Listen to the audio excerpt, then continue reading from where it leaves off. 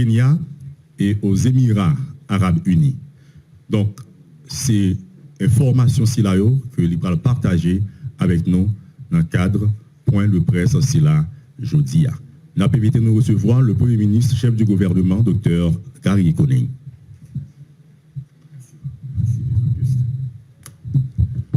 Bonjour tout le monde.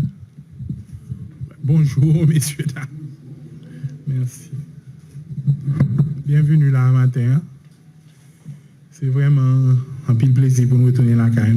Ça fait plusieurs jours depuis que nous dehors. Et monsieur les Augustes dit là, nous avons visité d'abord les Émirats Arabes Unis à l'invitation du vice-président, le Cheikh Mansour. Et puis ensuite, dans le Kenya, nous avons rencontré le président Outou. Pourquoi ça est important? Il était important pour qui ça? Depuis nous entrons dans le gouvernement, qu'on constate fait et qu'on constate que nous avons répété, bataille ça pour nous gagner. Et vous voulez bien insister sur le mot ça, pour nous gagner une bataille là. Pour ne pas quitter la situation ça pour le gouvernement qui prend fonction en février 2026 là.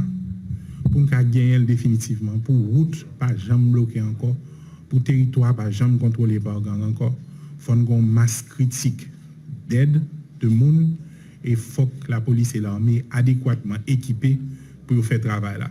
Il y a deux conditions qui sont essentielles. Ce n'est pas condition seulement ça, il y a une autre condition tout, mais il y a deux conditions qui sont essentielles.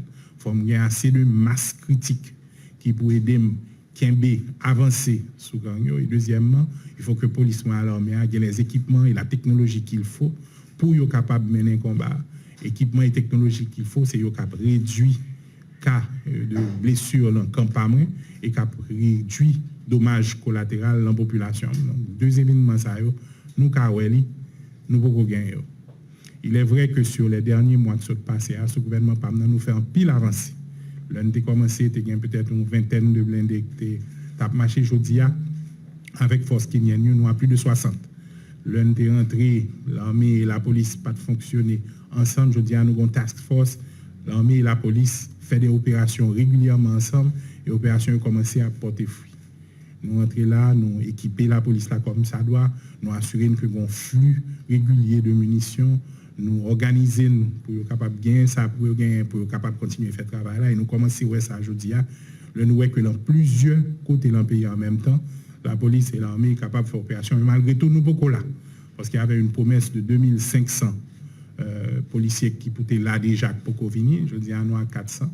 Donc, il est essentiel pour moi, pour m'assurer que nous gagnons appui ça en termes de ressources humaines que nous gagnons pour nous capables d'engager de manière régulière et de manière définitive dans le combat contre le gang. Et m'a rappelé ça plan A. Plan, c'est que nous gagnons appui ça à son base temporaire en attendant que nous-mêmes nous sommes capables de construire propre force par nous. C'est ainsi que là, nous avons près de 700 personnes qui ont formé l'académie de police, nous avons presque 700 militaires que nous avons recrutés pour nous former. Donc, BUA, stratégie A, c'est renforcer la capacité dans l'urgence pour aider nous faire face à ça qu'on a fait là en attendant que la police avec l'armée est capable de renforcer tête pour capable progressivement prendre la relève. Donc, renforcer la capacité, nous, c'est pour un bail après. Son bail qui pour venir tout de suite. Il est urgent pour moi, donc, pour moi, comment m'a créé espace qui permet de renforcer tête. Donc, la discussion, là, et voyage nous fait, évidemment, BUA, c'était pour établir de nouveaux partenariats. Nous comprenons que pour Haïti sortir dans ça lié là, dans ces circonstances liées là, elle n'a pas obligé de dépendre d'anciens amis, mais elle est obligée à chercher de nouveaux amis tout. Et nouveaux amis qui sont très intéressés à comprendre, qui connaissent l'histoire d'Haïti, qui connaissent haïtienne à travers le monde, qui a constaté de loin souffrance peuple haïtien et que a rapporté nous aujourd'hui, qui est très, très, très disposé pour venir aider nous, pour venir supporter nous, pour venir accompagner nous. Deuxième partie voyage, là, j'en dit là, c'était pour nous rencontrer le président Outou Kenya. Et l'objectif là, c'est simple, c'est rappeler l'urgence pour le déployer le plus rapidement que possible 600 policiers qui étaient promis pour que nous gagnions là avec nous pour accompagner la police nationale avec l'armée d'Haïti dans le combat que nous avons mené. Nous faisons une bonne discussion avec le président Outou sur l'autre type d'accompagnement que nous avons joué dans la zone Afrique là. Il prend engagement personnellement tout pour l'autre pays que le connaît en relation avec pour venir aider nous. Et nous avons que dans la semaine qui s'est passée là, nous avons plusieurs pays qui sont engagés, dont par exemple le Salvador, qui promettent mieux pour le monde pour nous. Donc ça a rentré dans le cadre stratégique que nous gagnons nous-mêmes pour mobiliser la communauté internationale autour de la situation d'Haïti. Ce n'est pas nouveau. Depuis le mois arrivé, je voyais le ministre Paraguay, je voyais le Brésil, je parlais avec le Mexique, je allais aujourd'hui à l'Émirat Unis, nous voyons le ministre en Europe pour parler avec plusieurs pays dans l'Union européenne. Leur entrée, fonds commun était à peu près à 30 millions. Je dis à fonds commun a dépassé les 80 millions.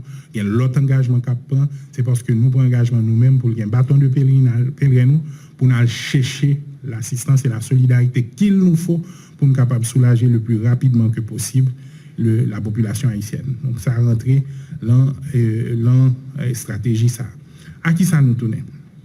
Mais pendant là, nous faisons des rencontres assez intéressantes avec c'est le vice-président lui-même qui organise des rencontres ça pour nous, lui assurer que nous rencontrons des individus clés dans différents domaines. Cap Cabanou un appui rapide pour nous capable adresser plusieurs problèmes que la population haïtienne a confrontés là aujourd'hui.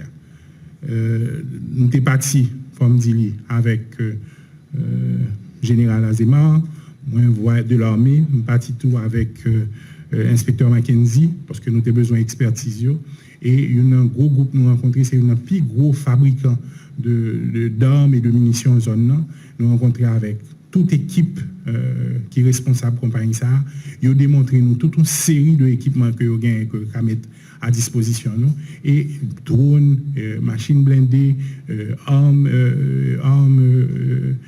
automatiques et tant d'autres choses que nous même fabriquées qui sont capables à la disposition de la police et l'armée et nous demandons nous pour très très rapidement nous faire liste de besoins nous pour nous avoir un flux régulier de type de matériel ça parce que c'est des matériels que Haïti pourra besoin sous le long terme. Le moi-même moi rentrer moi joindre que c'est chaque ad hoc nous gain la police là dit besoin tel bagaille et puis nous avons un gouvernement qui a lutté pour écouter le pour l'acheter le qui bol ka joindre comment la joindre ça prend des mois pour y arriver discussion à faire là je dis partenariat ça a permettre nous un flux régulier de matériel pour l'armée et la police incluant les pièces de rechange.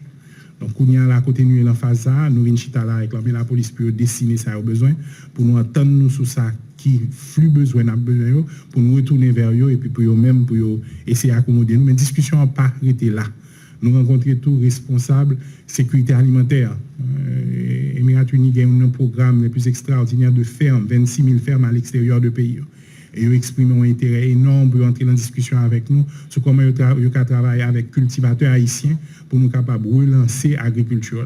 Et là encore, il y a un ballon, c'est l'encantanoulier pour nous venir travailler avec le ministère de l'Agriculture au pays, ça, pour nous voir comment nous mettre sous pied un paquet de propositions que nous avons. Donc, sécurité est au centre de discussion, hein, mais nous garder toute responsabilité, nous gagnons dans cette feuille de route là qui est liée à relève là. Nous faisons une rencontre tout avec chef service d'intelligence pays ça. C'est un pays qui gagne un service d'intelligence le plus sophistiqué au monde. Et ils regardent avec nous essentiellement qui ça nous a besoin. Ils ont montré nous solutions que nous même nous gagnons la caille nous gagnons l'occasion de visiter centre que nous même nous gagnons la caille et ils parlent pour venir travailler avec nous pour aider nous faire vetting dans la police, installer des instruments d'intelligence, installer des instruments de surveillance, aider nous analyser et utiliser l'intelligence de manière rapide et efficace pour que l'un a fait intervention nous beaucoup plus équipés.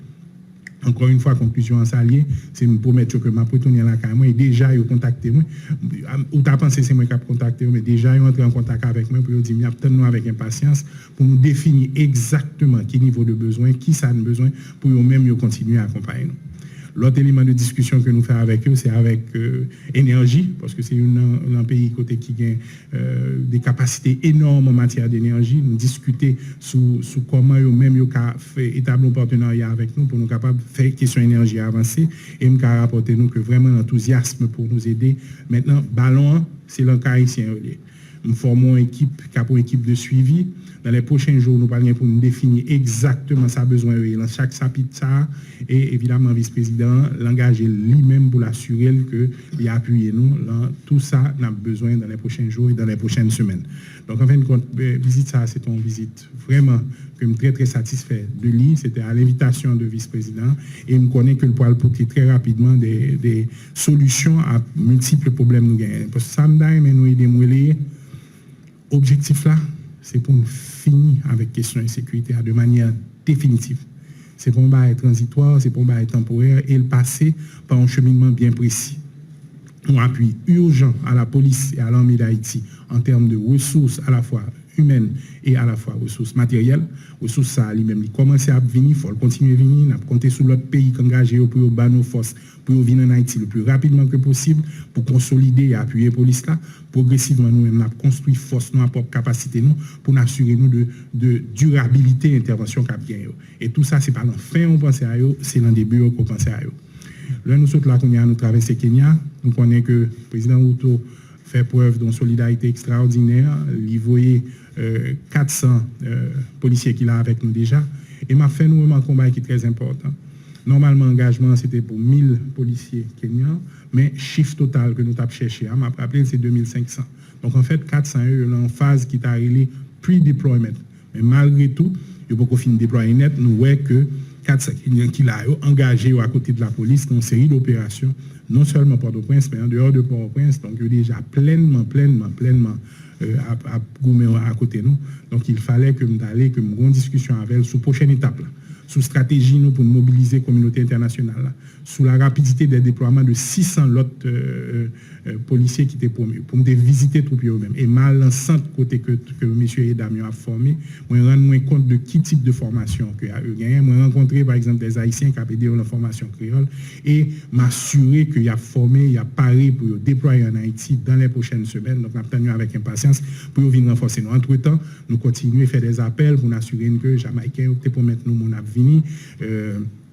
J'aime ça dire tout à l'heure, Salvador qui promet nous mon avenir, l'autre pays dans le Caraïbe qui était promet nous mon avenir, pour que dans les prochaines semaines, nous ayons pleine capacité pour accompagner la police avec l'armée, nous Général Derby avec DGDM là, pour nous capables de continuer à avancer sous